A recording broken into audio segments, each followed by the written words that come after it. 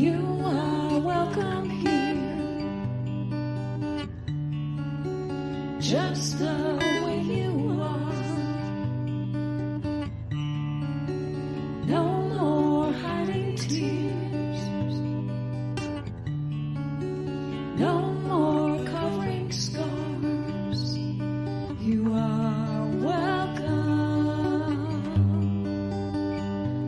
holy welcome.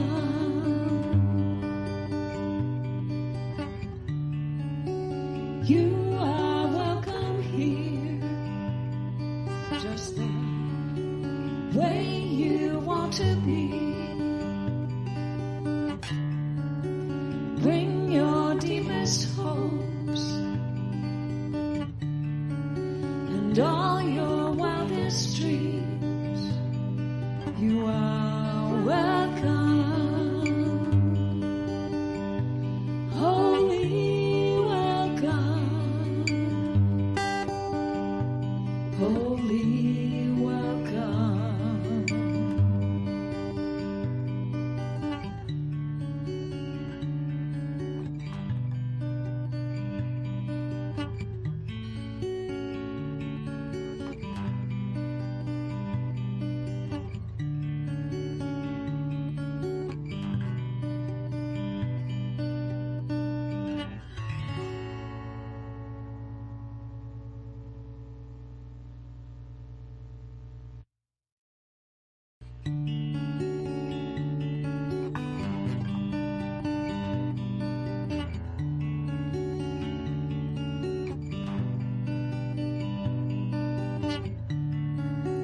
You are welcome here, just the way you are. No more hiding tears, no more covering scars. You are welcome.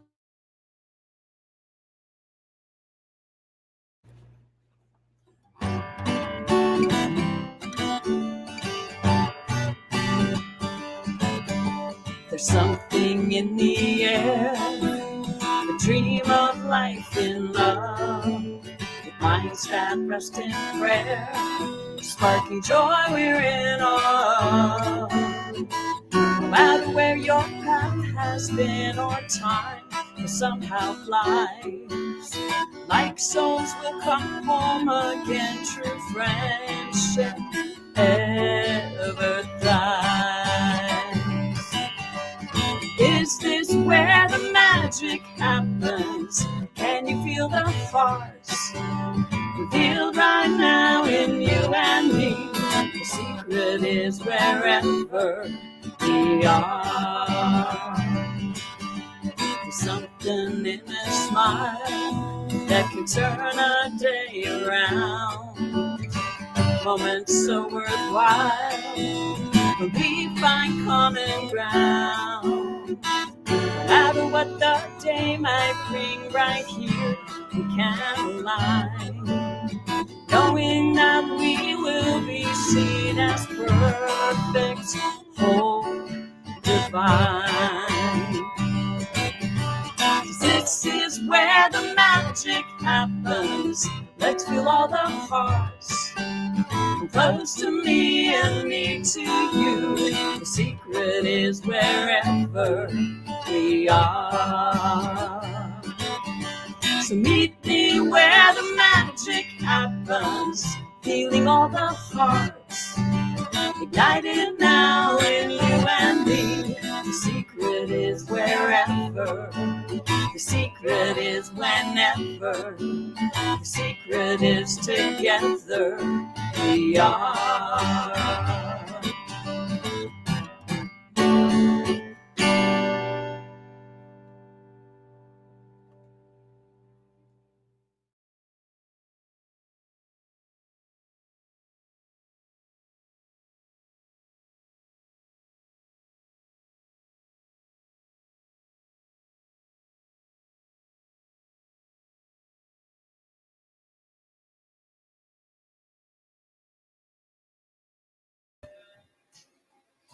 Good morning, everyone. Thank you for joining us. My name is Christopher McCardle. I am going to be your host today. Appreciate you all being here. Looking forward to today's talk. And I'd like to tell you a little bit about ourselves. We are an extremely open and loving community. We really are all inclusive. We are fully in support of your thinking and your thinking creatively. And in doing so, living a deeply spiritual life. As I said, I'm Chris McCardle, and I am your host. Behind the scenes is the wonderful practitioner, Bill Smith, pushing all the buttons and controlling everything, and the scrolling on the bottom, and the service thing, and all that's up to Bill. And then for our music, it is Alan Stanley performing. I forgot to look at what songs he's performing, but I know they're going to be good ones. And our practitioner star, Starrett, is going to be actually doing the reading and also the invocation. And our guest speaker today, once again, we've had Reverend Patrick Harbula before. He is going to be giving us our talk today. And so I'd like to bring Alan in and get us started with Holy Ground. Hello, Christopher. Good morning. Good morning, sir. And hello, everybody. So you're welcome to sing along. We'll sing a few verses, and then Star will come in and offer our invocation, and we'll come back and sing a few more. So just sit back and relax.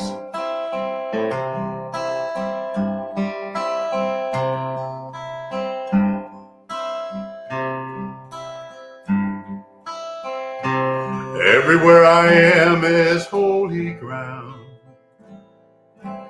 and I walk with God. Everywhere I am is holy ground,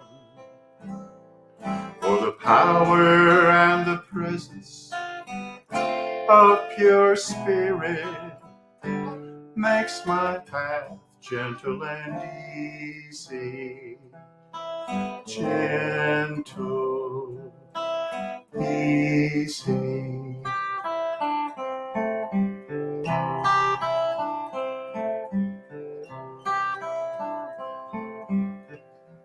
Everywhere I am is holy ground, and I live in love. Everywhere I am is holy ground, and the power of presence of pure spirit makes my path gentle and easy. Gentle, easy.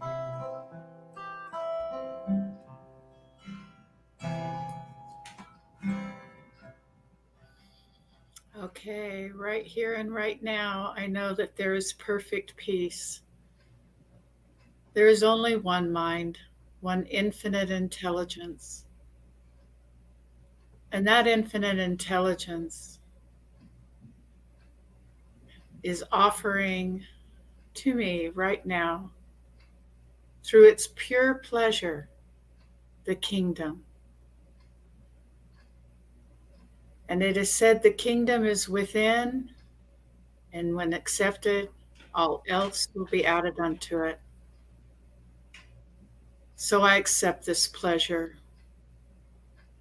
on and behalf of each and every individual watching this or watching it later. I know this to be the truth.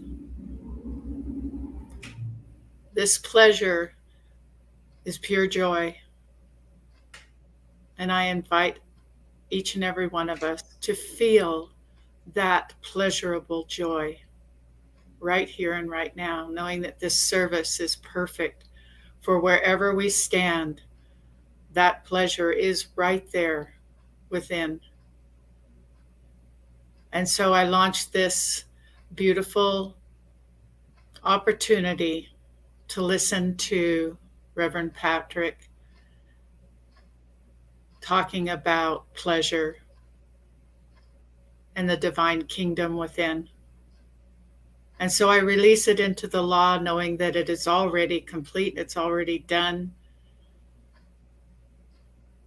And I asked for each and every one of us to acknowledge, and so it is. So it is. So it is. Thank you, Star.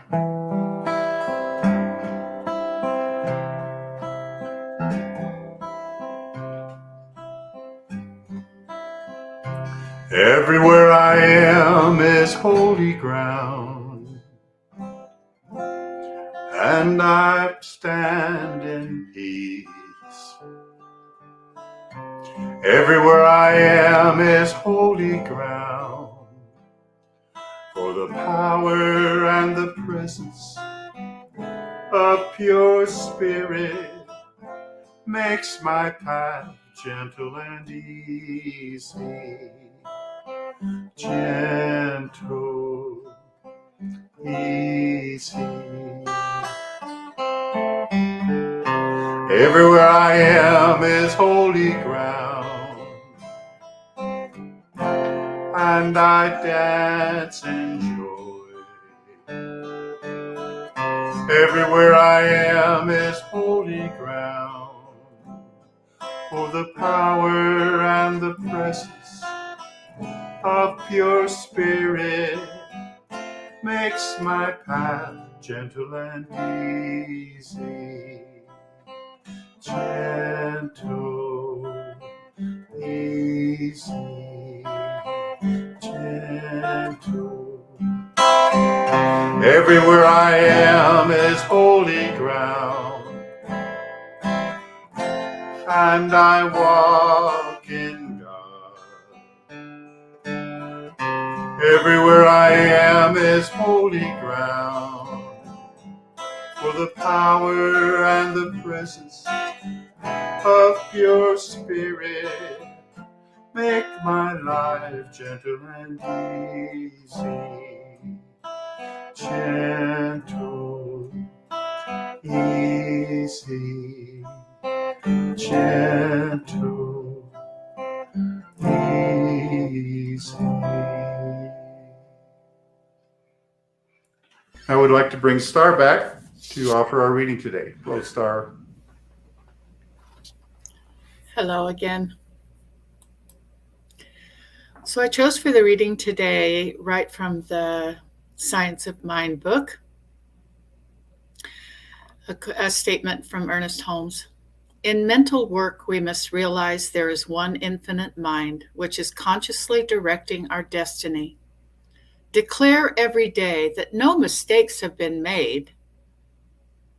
Declare there is one supreme intelligence which governs, guides, and guards, tells me what to do, when to act, and how to act. Having done this in perfect faith, act with perfect assurance. Declare further, and I really like this one, everything necessary to fulfill and complete expression of the most boundless experience of joy is mine now.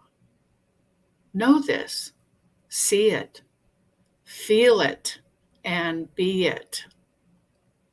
Do this every day for a few minutes. Do this until the time comes when it's no longer necessary. When that time comes, we will know it because our demonstration will have been made. Suppose someone says, I have made a lot of mistakes in my life. I had opportunities I did not grasp. Every person has this feeling at some time in their life. This is a direct belief that there is but one opportunity, which comes to humans, and if they do not take it, they will have no more. This is a belief in limited opportunities, and it must be denied completely and specifically. It is not that we have made no mistakes, but if the belief in the necessity of mistakes stays in consciousness, then there is bound to be a repetition. It is scientific practice to declare that there have been no mistakes in our consciousness, and that if there have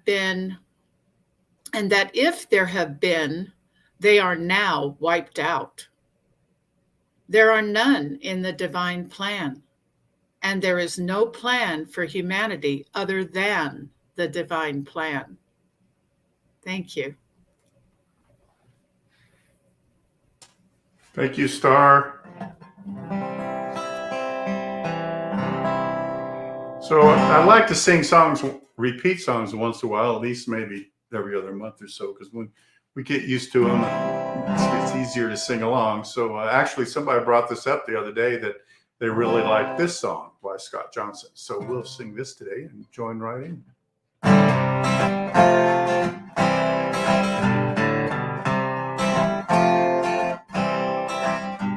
It starts in your heart like a warm summer breeze. Gently it bursts like the wind in the trees. Slowly it moves you until you can see that it starts in your very own heart.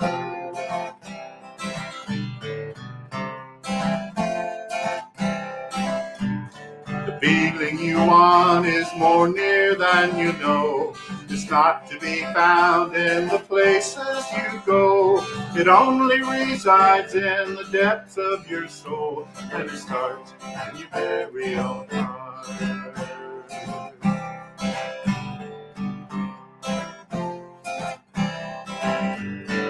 What is most real is what you can feel. What makes it start is an opening heart. It starts to move in as you feel your heartbeat. Opens a door that the world's eyes can't see. Slowing back home where we all want to be. And it starts in your very own heart.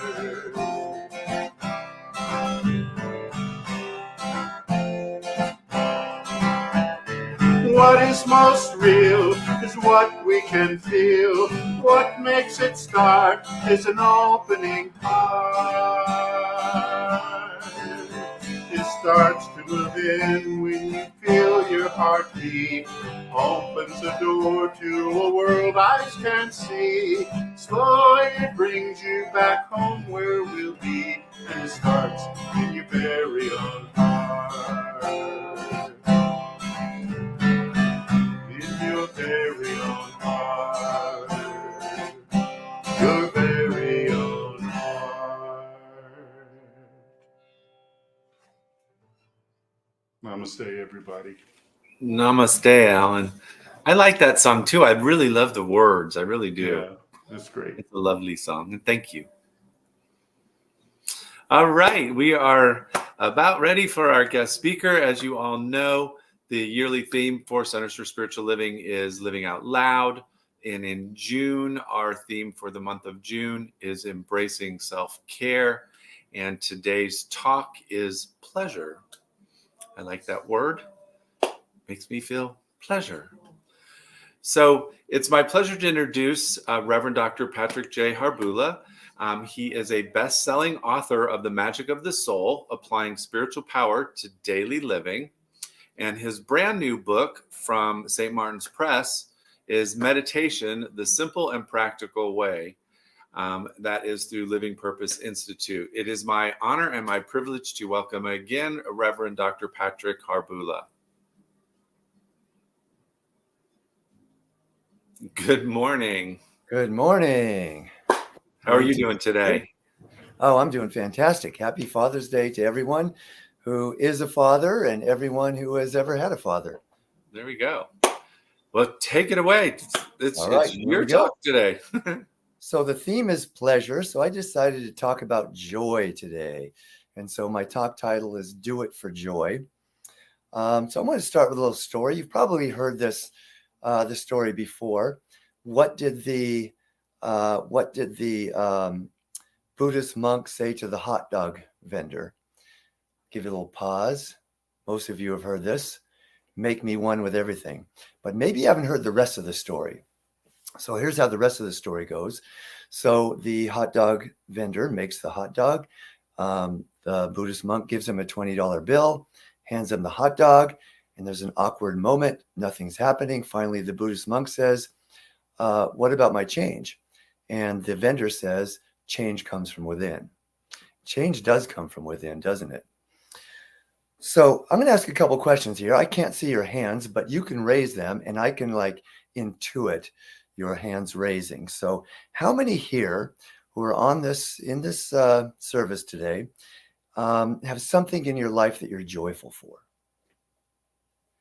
How many here in the service today have something in your life that has some sadness to it? Anyone? How many here who just raise your hands for both of those have both at the same time? Have something that in your life that you're sad about, something in your life that you're joyful about. Isn't that interesting that we can have both joy and sadness at the same time?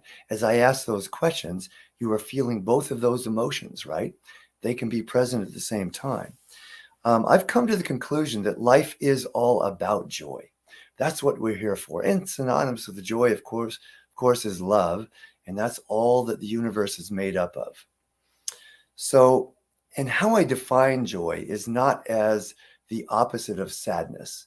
To me, that's happiness. That's a personal experience. Joy, as I define it, is a all-pervasive spiritual quality that can be present even in moments of sadness or even grief. So about 10 years ago, when my mother passed, she had a stroke, a major stroke. Came home to live her last few days. We knew she wouldn't last long. They thought she was going to pass within a couple days because she couldn't eat, she couldn't swallow, she couldn't drink. So it was just a matter of time. But she ended up lasting 5 days, which was pretty amazing. So we got the opportunity. She was living with us at the time. We got the opportunity to be with her in those last 5 days. So I got the chance to spend time with her. And even though she wasn't conscious most of the time, I was able to whisper in her ear how much I love you, how much I care for you, how you've been the best mom that I could ever have. And that's true on so many levels, even though we didn't always get along that well. And so, it was not a happy time, right? And yet there was joy present because we were connected at a soul level more than we ever were at any time in our lives, right? And so I would absolutely say it was joyful as I define joy. So I've got a quote from our good friend Ernest here, Ernest Holmes. Life is not just something to be endured. It is to be lived in joy, in a fullness without limit. We have a song to sing. We have a joy to bring to the world, and love and peace and happiness. When I wrote my book, The Magic of the Soul, which has been curriculum now for CSL, and before that, Religious Science International for the last, about 17, this might even be 20 years now.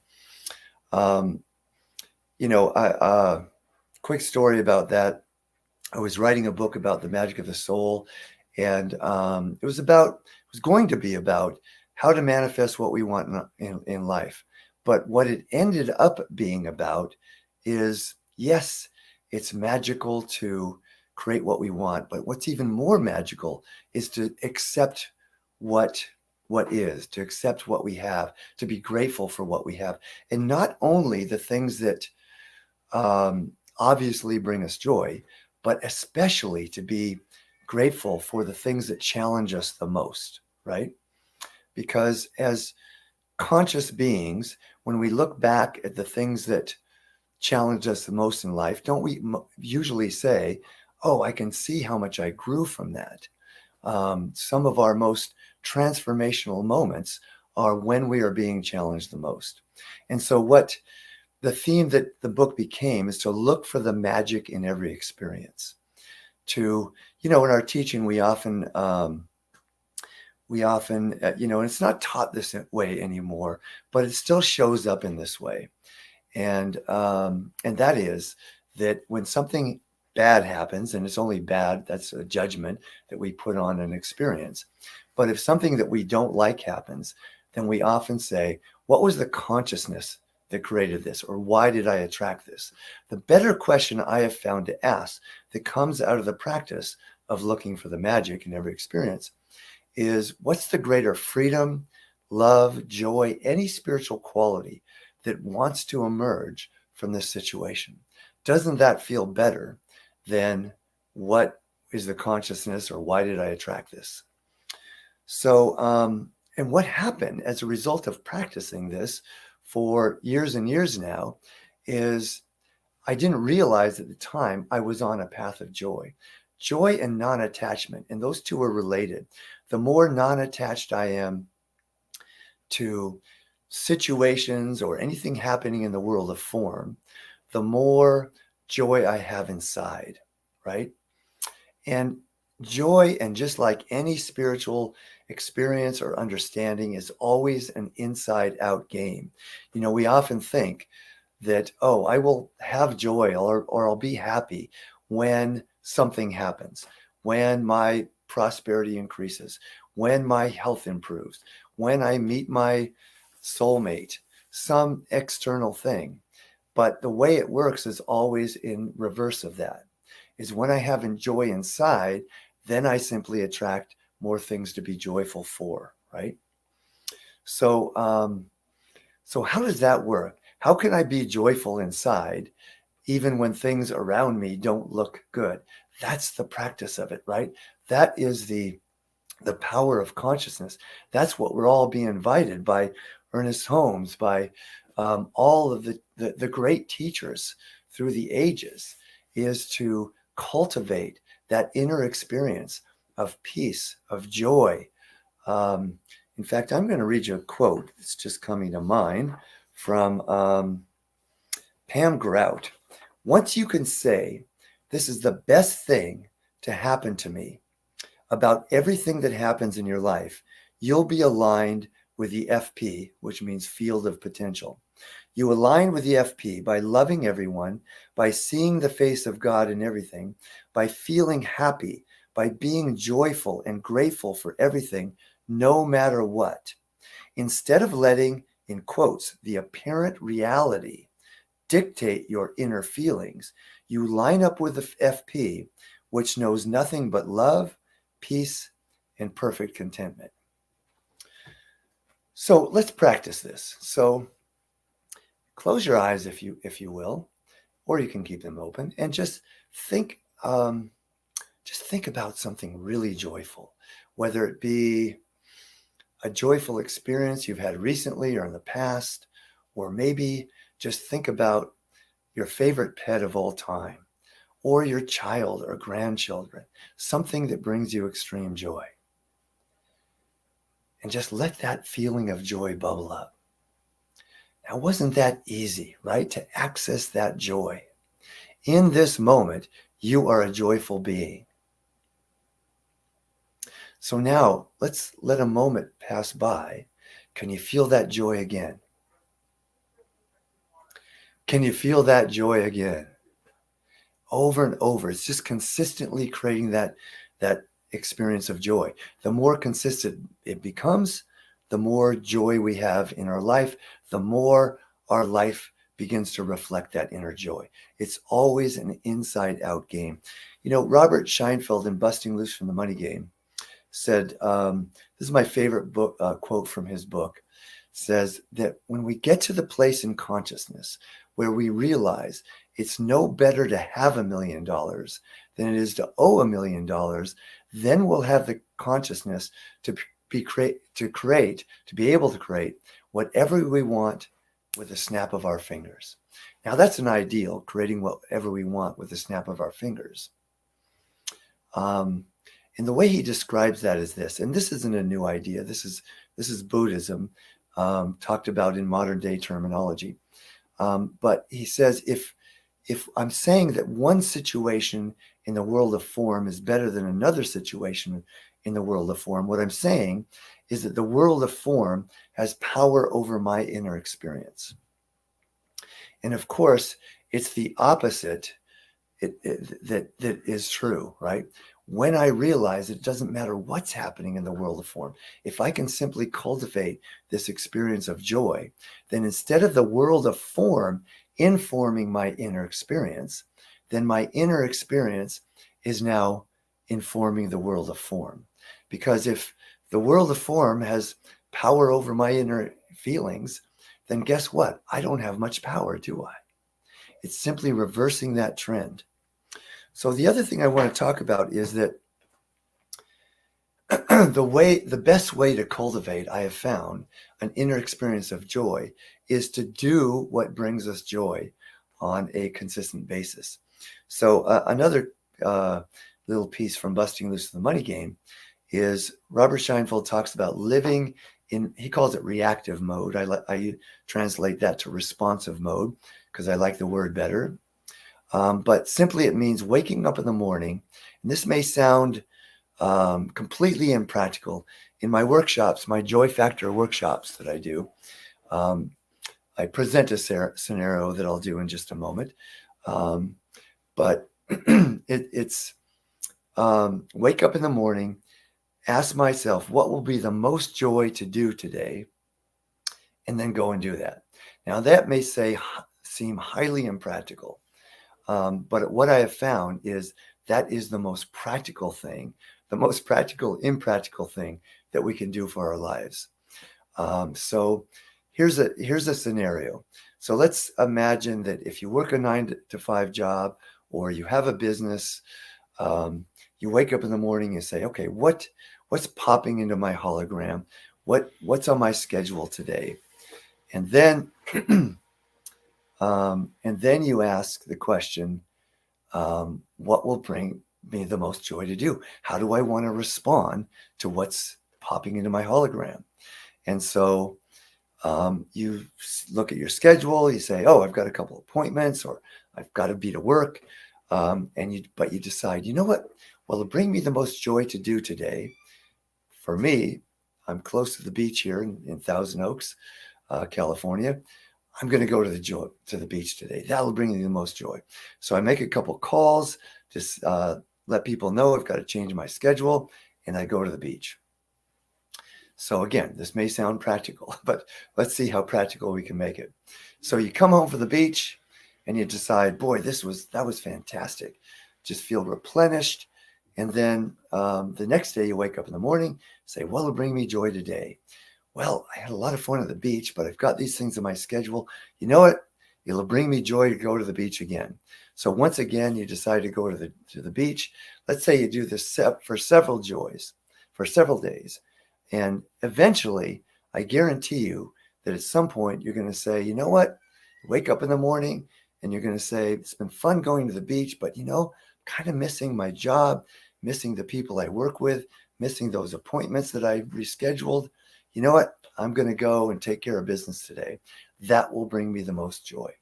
And because we're talking about joy as a pervasive spiritual quality, it's not happiness. It's certainly not instant gratification. The way to assess that is, I call it long-term joy. And the way to assess that is asking a month from now, or even a year from now, if I choose to do what will bring me most joy, how will I feel a month from now or a year from now? Looking back from that moment. And that's how we can determine whether it's long-term joy and therefore a spiritual quality. What I have found in my life is that when I do what brings me joy, doing what brings us joy is the most powerful demonstration of self-love that we can offer ourselves. And the more self-love we have, the more that vibration again draws to us just all good things that we want in life. So, in fact, the ease in which I create what I want in life is directly related to the degree to which I accept what is. Let's see, I have a quote from Esther Hicks, the Abraham Teachings. If you had one goal, and that was to feel good, you would never again need to hear another word from anyone. You would live successfully and happily and in a way of fulfilling your life's purpose ever after. It really is as simple as that. I often say that, if we have a high degree of self-love, high degree of joy in our hearts, everything else in life works out. And so then the only important goal in life is to simply nurture that experience of inner joy and self-love. And that is the most important component of joy. Doing things for the joy of it is self-love. I love this quote from Carl Rogers, the founder of humanistic psychology, who said, I love this phrasing. The curious paradox is when I accept myself exactly as I am, only then can I change. Again, we tend to think that when something happens outside, then I'll be happy. Then I can accept myself. Then I'll love my life and myself. But it's always an inside out game. So self-love, I did a seminar with Maria Nemeth years and years ago called Mastering Life's Energies. And I think there were about 35 people it was about a 4-day seminar. And on the first day, she asked this question. And by the way, most of us in the room were ministers. And the question was, she said, by a show of hands, and I'll ask you to raise your hands if you relate to this as well. By a show of hands, how many here are people pleasers? And pretty much everyone in the room raised their hands. And so she said, if it were accurate that you're a people pleaser, then people would be pleased around you more of the time. Because the truth is, when we're busy pleasing other people, we often don't get our own needs met. And therefore, we tend to be in dissatisfaction and therefore not that pleasing to be around. So that's why, put the oxygen mask on yourself first. The most important thing, and it's been a long journey for me. It took a long time in my life. I would say, the first 40 years, around the time I was writing The Magic of the Soul, which was 23 years ago, excuse me, to really to get that understanding, to number one, focus on my own joy. And some people will say, but isn't that selfish to just focus on yourself, on your joy? Number one, isn't part of our culture is to think about other people first. But I found that in my life and people that I coach, that if I'm focused on other people, it leads to burnout. On the other hand, if I am fulfilling my life, if I have a fulfilling life, then I can be serving from an overflowing cup rather than a cup that's half filled or even almost empty. So what does that mean, practically speaking? To do what brings us joy. So some people might think, what I have found is that when I do what brings me the most joy, that is what is always best for everyone else concerned. I don't know if that's true in every situation for every person, but that's what I found in my life. Excuse me.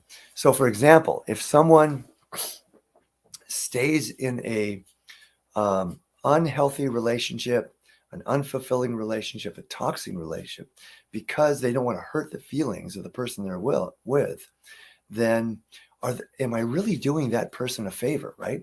Aren't I saying that person, that the best they can do is to be with someone that doesn't want to be with them or isn't fulfilled with them, right?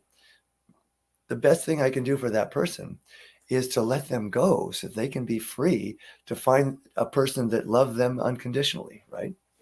When we do what brings us the most joy, it's always best for what happens for everyone else concerned. I guess I'm going to conclude with a story that really, I think, brings home this understanding of self-love. So, well, let's see. Is there anything else I want to say before I get to that?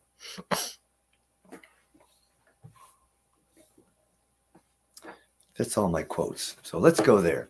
So I was speaking at Asilomar, an annual conference, and it was shortly after The Magic of the Soul had been published and had become curriculum. And so people were coming up to me, and practitioners and ministers and congregants, and saying, I want to thank you for writing this book. It's been so transformational for me. I just got a text from a client that was a client of mine for about 10 years. And she said, I'm rereading The Magic of the Soul. It's absolutely amazing how you can read a book, years later, and it's a whole different book, right? It has a whole different message for me now since I have grown. But one compliment I got at that conference which was the greatest compliment I've ever received around the book, is she looked at me deeply in the eyes. She put both hands on my shoulders. She said, I want to thank you for writing this book. She said, I was in week 3 of teaching the course, and we were focusing on the chapter that was all about loving ourselves, not in spite of our human weaknesses, not in spite of the fact that we can create challenging situations, financial challenges, health challenges. She said, but because of them. I'll tell you a quote from the book that talks about that as well. But she said, while I was teaching that chapter, I was diagnosed with breast cancer. And this was a very well-respected minister in our movement. And she said, if it wasn't for the synchronicity of that, of reading and teaching that particular chapter, I would have beat myself up. I would have judged myself for contracting this disease. As I said earlier in the talk, what was the wrong consciousness that attracted this? She said, but if not for that synchronicity, I would not have had as much compassion for myself. And I absolutely know that I would not have healed as quickly or as completely if not for that synchronicity, if not for having compassion for myself in this very natural human experience that we all have, right? So that is the power of self-love. The quote from the book is that, as human beings, we move toward, our sights are on the ideal. We want to grow, right? And so we're moving toward an ideal, whatever that might be, a peaceful heart, an empowering way of being in the world, right? When we soul consciousness, enlightenment, whatever it might be, when we arrive at soul consciousness, then we turn our attention toward imperfection, the imperfection of our personality, the imperfection of others, right? Because when we're looking at the world through the eyes of our soul, we see imperfections as an opportunity to serve. When we're looking at the world through the eyes of our personality, we're often judging things, right? This is bad. That's good. That person's, doing wrong. This situation in the world is horrible. When we see the world through the eyes of our soul, then we are seeing our personality, number one, as an opportunity for our soul to serve. In the same way that a loving parent sees the imperfections in their child, not as a liability or something bad, but an opportunity to serve. Because the purpose of a loving parent is to raise that child in a loving way. The purpose of our soul is to love ourself, our personality, our personal self, and to raise the vibration of love for ourselves. So it occurred to me recently that I was talking to a client about self-love, and this phrasing came to me, that when I love myself unconditionally, what I realize is that I am not myself. I am in fact the self. I am in fact pure love, and so are you. So thank you so much for having me back again. Happy Father's Day again to all the fathers, and have a fantastic rest of your Sunday. Oh, goodness. I'm back. That was fast. I was just looking at what's coming up next. Well, that was a great talk, Reverend Dr. Patrick Harbula. And are you going to be on our Zoom meeting? And they're Yes. still talking about the last one. Absolutely. All right. So we'll see do you some then. interactive stuff for sure. Oh, cool. All right. We'll see you then. All righty. I believe it is time for announcements. And once again, thank you to Reverend Dr. Patrick Harbula. So we, as we mention every week, we have our community care circle. The phone number's up here, 435-893-6702. Prayers can be sent to prayer@CSLSGeorge.org. We will be at our noon Zoom meetings, which we will be having on our non-meeting days until we can figure out how to do it when we actually meet in person, which will be on it's going to be on Sunday, July 9th. And you can always find out when we're meeting in person by our newsletters or on our website, which is CSLSG.org. And now it is time, as we give into our community, we offer an abundant prosperity idea and concept, and you may give to us to keep us in the kind of the vibe that you're seeking through us. Anyway, you can give through Zelle. Zelle's an actual bank-to-bank transfer, from what I understand. Actually, I've used it before, but I don't know it that well, but it was pretty easy. You can use the PayPal link, which is on our website.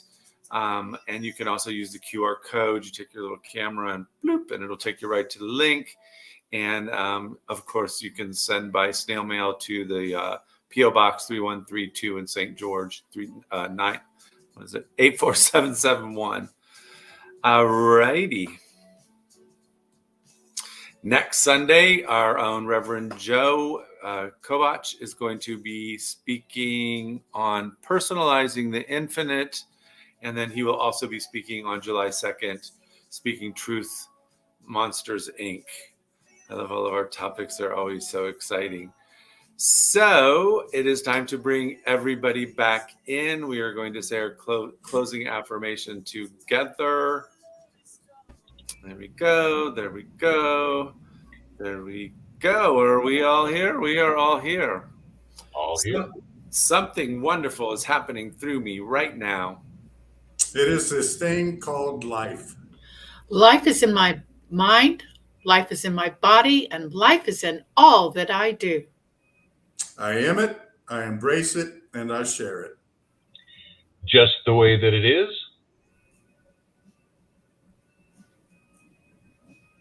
And Patrick says, And just the way that it is becoming. I was muted, sorry. Thank you, live. Thank you, life. Thank Thank you, you, Life. Thanks, everybody. Join us in the Zoom meeting. All right. Happy Father's Day. And happy Father's Day.